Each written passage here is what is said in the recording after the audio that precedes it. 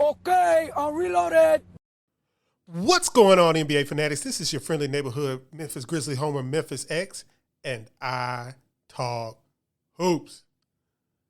Today, we are going to talk about the dangers of dealing one Mr. Dillon Brooks from the Memphis Grizzlies this offseason in an attempt to take the Memphis Grizzlies from the pretender level to the contender level in the NBA.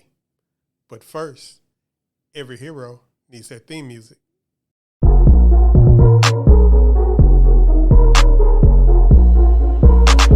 KeyAno.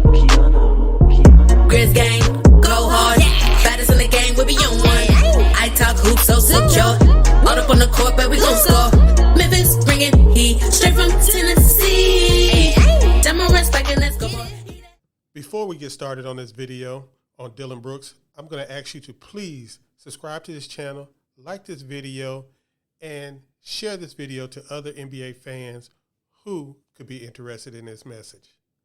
Now, Dillon Brooks, 26-year-old forward for the Memphis Grizzlies. I would say shooting guard, small forward for the Memphis Grizzlies.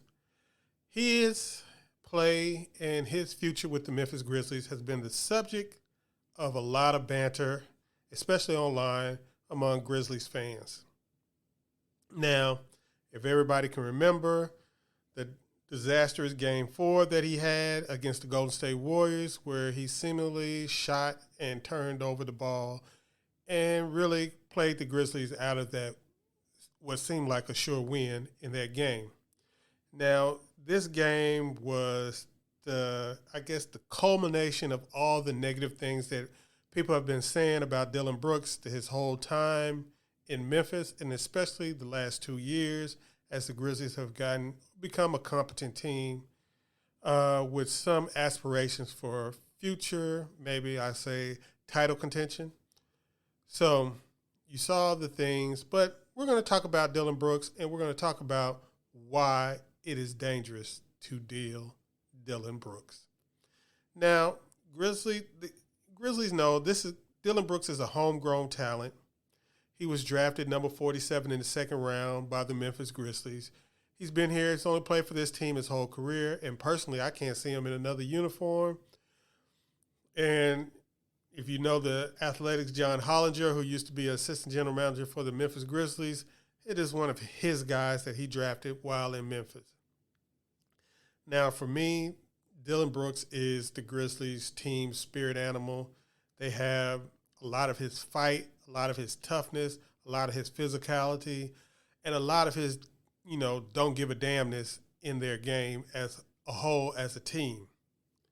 Now, when you're dealing or thinking about trading Dillon Brooks, there's a lot of things that go into it.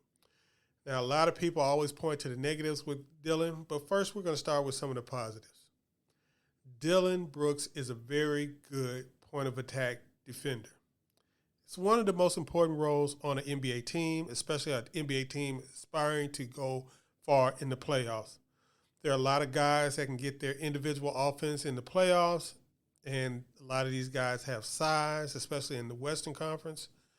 And Dillon Brooks can basically defend all of them. And a good thing about Dillon Brooks, he's one of the few guys that are point of attack defender that can get through screens, navigate screens, fight through screens. So you don't just have to play a switching system with Dillon Brooks. You can play a drop system and stuff like that, and Dillon can navigate screens. You can put him on a lock and trail system where he's just locked in on one guy. And you've seen him in the playoffs, even in this playoffs where people were disappointed in Dillon Brooks' performance. We can point to D'Angelo Russell and Steph Curry on the guys that he really slowed down, and he really took D'Angelo Russell out of the Minnesota series. And people can forget how much D'Angelo Russell killed the Memphis Grizzlies all season long when Dillon Brooks was injured. And on the sidelines, they had D'Angelo Russell looking like 6'5" Steph Curry. So we can't forget that. Now, another sneaky thing that we saw with Dillon Brooks in the playoffs is Dillon Brooks has the ability to guard some bigs. And this is something that I noticed, I think, during the regular season last year when Coach Taylor Jenkins put Dillon Brooks on Giannis Antetokounmpo one game when the Grizzlies were playing them, and he kind of slowed them down. I mean, as much as you're going to do Giannis, in the NBA. He's one of the most unstoppable forces, but Dillon Brooks did a pretty good job on him. And this year in the playoffs, we saw that resurface when Jaren Jackson had fouled out, and they put Dillon Brooks on Karl Anthony Towns, and he basically took him out of the game. So this is something that cannot be, just easily dismissed, because one of the very, very, very most important things that you can see in these playoffs, as the playoffs have gotten to the Final Four, all these teams on the Final Four, they have these versatile defensive players that have strength, have size, have the ability to guard up and guard down. And these guys are some of the most valuable players in the NBA and in the playoffs. Now, the thing that makes them extra valuable is if they have some offensive game. Now, Dillon Brooks, of course, everybody complains about his offense, his shot selection, blah, blah, blah. But Dillon Brooks has the ability to hit big shots, knock down shots from the outside. Now, he did shoot a low percentage this playoff series. I think he was shot 30% from three this playoff series. But he was, this was kind of an in and out season for Dillon Brooks.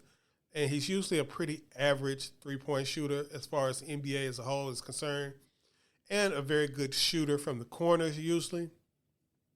So I would just chalk this up as something that was just a down year for Dillon Brooks. As you can see, he never really kind of got into his game. He was in and out of the lineup all year.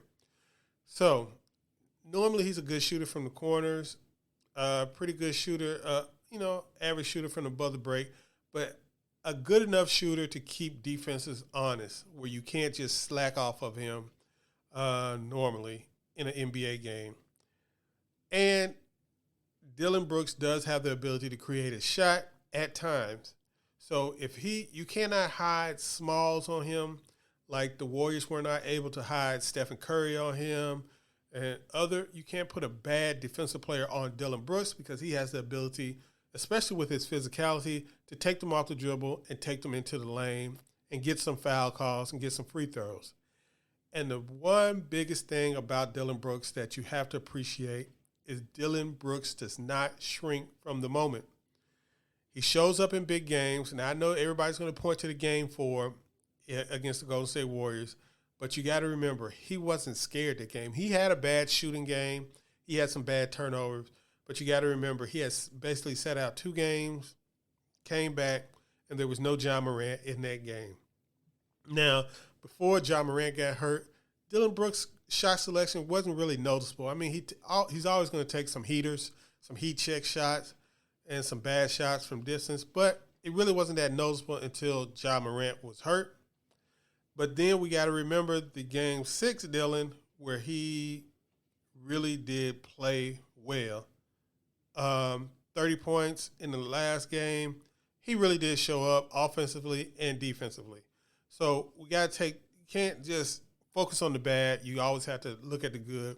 And in the right context, in the right team context, I believe Dillon Brooks does have some positives, especially going forward. And like I said, it's going to be real hard to replace Dillon Brooks because he's the type of player, dismissing the shot selection, he's the type of player that every NBA team is looking for more of.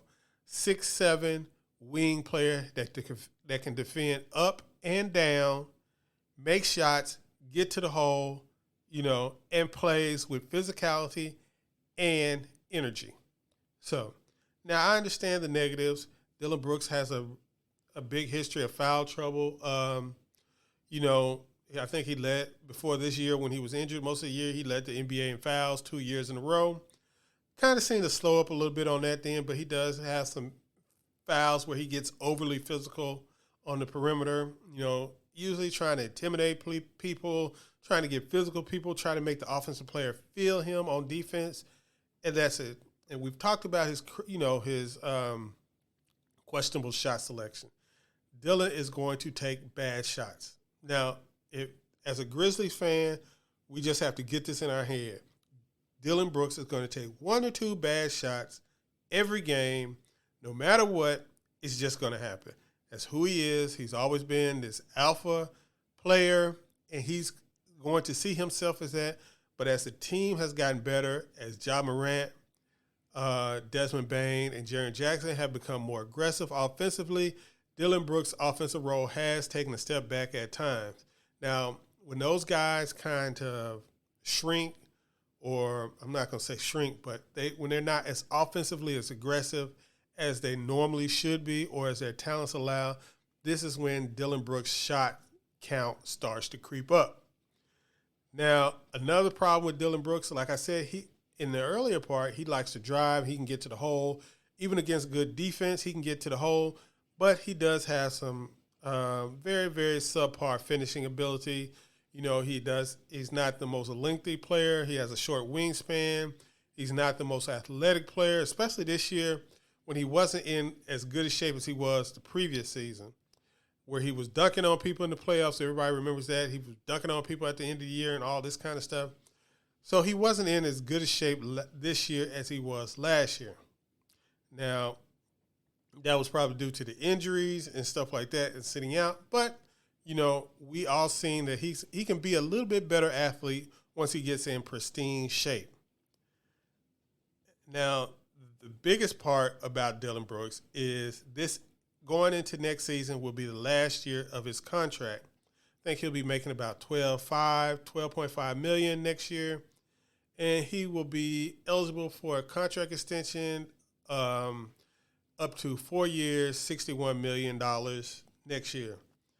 Now, for me, Dillon Brooks' probably value on the open market is probably greater than that.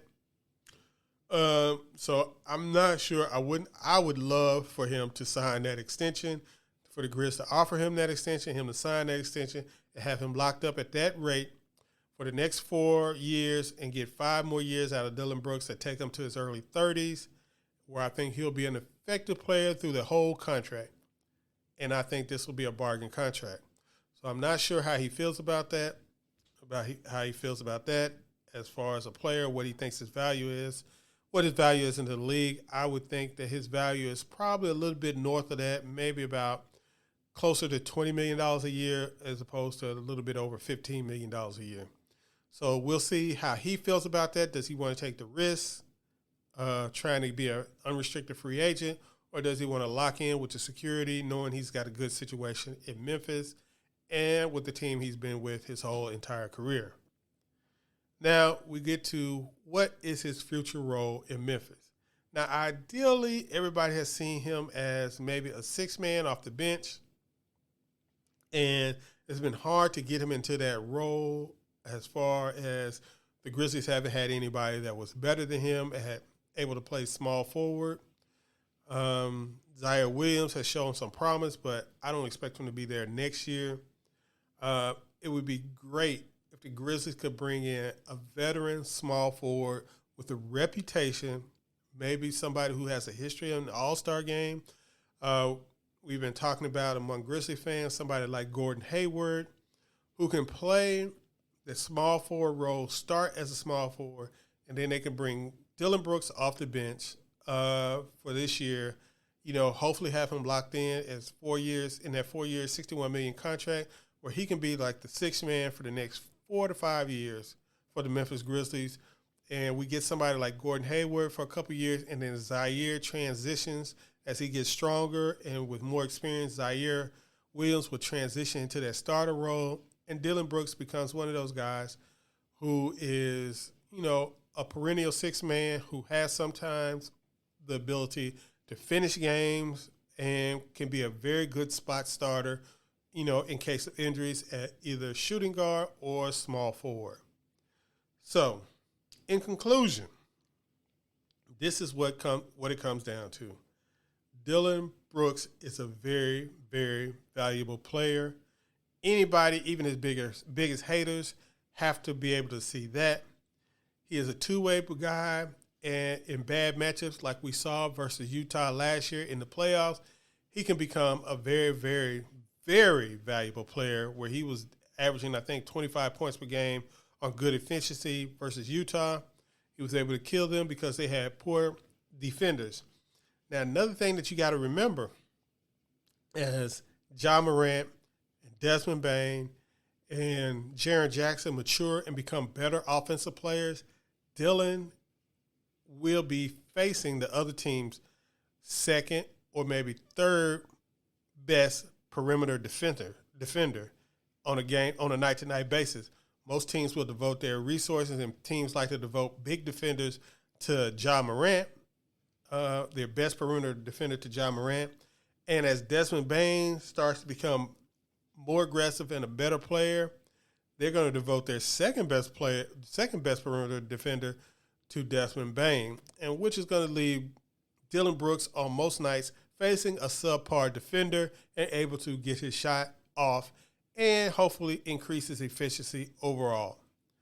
So like I said, I'm not 100% against trading Dillon Brooks. Now, I admit I was as emotional as any other Grizzly fan after Game 4 against the Golden State Warriors, and I was sitting there just get him off my team. Just get him off my team. But as the time has gone by, as I had time to get, cooler heads have prevailed, time to think about it, I have realized the importance of Dillon Brooks and the need for the Memphis Grizzlies not only to be cautious when considering trading Dillon Brooks, but they should be wary in Dillon Brooks, period, point blank. So this is your guy, Memphis X, with iTalkHoops, and I want to know, what do you feel, or how do you feel about Dillon Brooks this offseason? Would you be open to dealing him for an upgrade? Of course, everybody's always open for dealing somebody for an upgrade.